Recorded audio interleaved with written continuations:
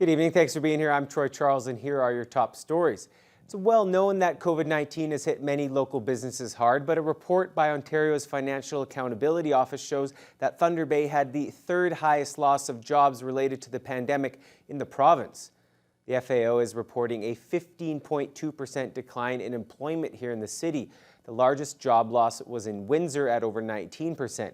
In the 3 months since the pandemic began, Ontario saw 1.2 million people put out of a job, the biggest job loss of all provinces. Thunder Bay Chamber of Commerce President Charlotte Robinson says the industries that were hit hardest were critical ones to Thunder Bay, so the 15% dip was not a surprise. In Thunder Bay, one of the top three employers in our community is the retail sector, the food services and accommodation sector. So everything got shut down, and so those jobs were gone. And then you add on all of the other pieces. Robinson says knowing the extent of the employment loss is important when planning how to recover from the pandemic. Thunder Bay will soon have a continuous multi-use trail system that spans from Walsh Street into the north end of the city, but it comes with a new traffic light on Arthur Street. Council awarded the $1.3 million contract to P&I Contracting to build new trails on Ford Street between Moody and Rankin, a small section of Golf Links Road south of the Harbour Expressway, and connecting Chapels Park to the Conservatory. But the plan requires a new traffic light on the corner of Arthur and Ford Streets. A number of councillors took issue with that when it was first discussed 2 weeks ago, but the contract was approved this past Monday after the engineering department provided traffic counts that show nearly 1,000 more vehicles cross that intersection over an 8-hour stretch in 2019 as compared to just 2 years earlier. The city's Accessibility Advisory Committee also supports the installation of traffic lights. Mayor Bill Morrow was the only one who voted against awarding that contract. I think there were other options that maybe could have been considered. And as I said, I believe intersections are where accidents happen, dangerous accidents occur. And I'm not sure it's the best approach, but the engineering department has supported it. They believe there is enough information from their perspective to support it. And so we'll be getting another set of traffic lights. The expanded trail system will run from Walsh Street past the hospital and also connect with Confederation College and Lakehead University. The work will begin over the summer. With Marina Park not hosting its regular Canada Day festivities this year due to COVID-19, city residents are looking for other ways to celebrate the holiday. While many will host gatherings with friends and family, Thunder Bay's Medical Officer of Health reminds people that the pandemic is not behind us yet. Dr. Janet DeMille knows families won't be able to celebrate the holiday as normal with no fireworks and music at Marina Park. She is urging people to enjoy the holiday, but to do so safely.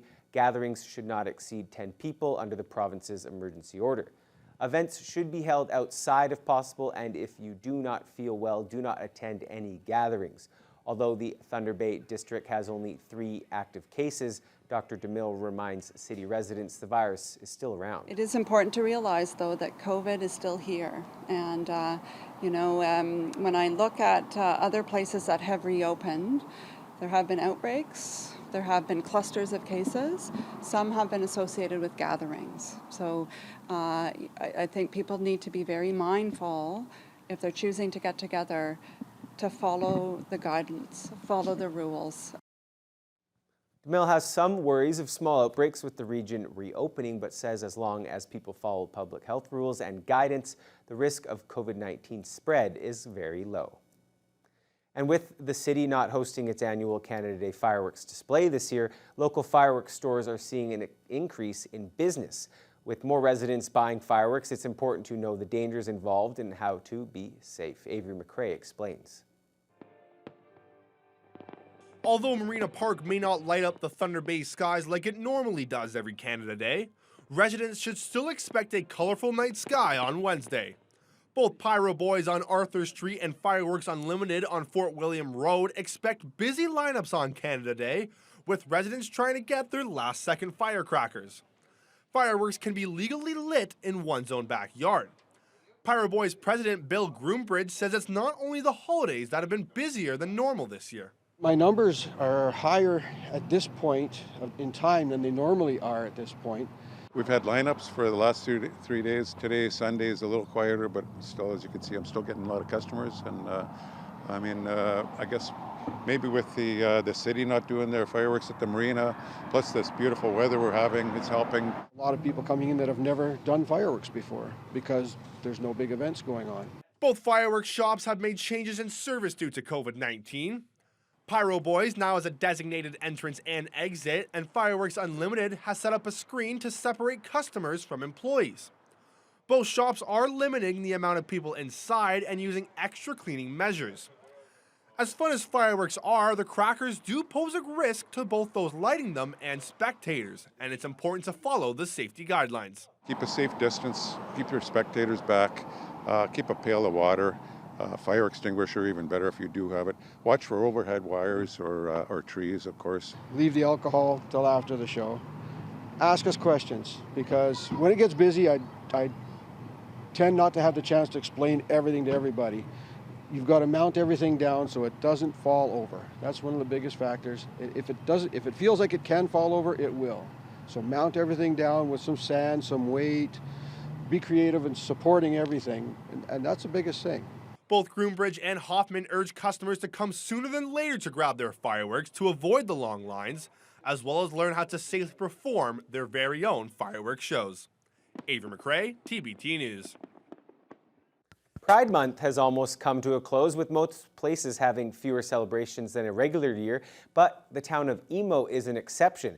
After a controversial decision by town council to not acknowledge Pride Month, members of the LGBT community decided they would ambush Emo with all the colors of the rainbow. Corey Nordstrom has more from Saturday's moving protest.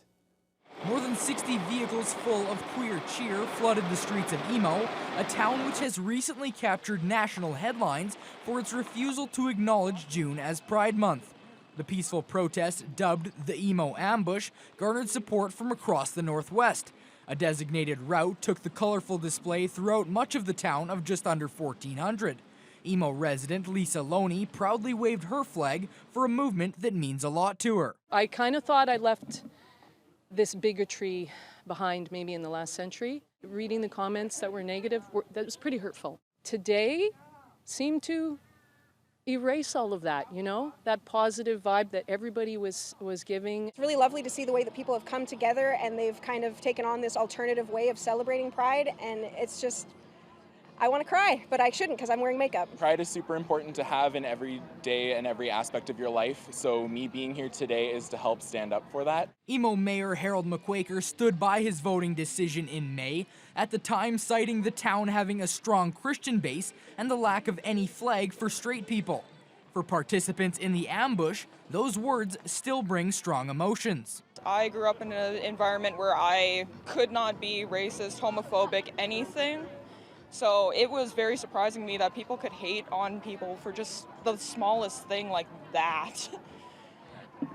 It's gross. I find it very gross. Like, everyone should be able to love who they love and be themselves. The ambush is meant as a fun, light way to bring some pride visibility to the small community, but it also comes during a serious time where Borderland Pride has filed a human rights complaint against the municipality of Emo. That's a process that's also part of this dialogue, is affirming that the role of our institutions in fostering inclusion, in fighting discrimination, in standing with vulnerable groups and equity-seeking communities. The law is well established on this, but we need to send that message to the most remote parts of Ontario and Canada to tell our local officials that they have a role in the process. Members of the LGBTQ2S community in the area remain hopeful that this display helped move the needle when it comes to making Emo and other similar towns a more inclusive place regardless of sexual orientation or gender. Corey Nordstrom, TBT News. Student Transportation Services of Thunder Bay has released a video featuring bus drivers from both First Student Canada and Iron Range bus lines wishing students a safe and healthy summer. Drivers who transport students to and from school each day never got a chance, like some teachers, to say goodbye to their students following months of school closures.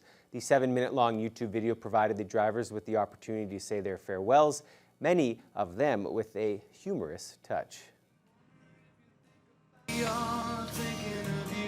Have a good summer.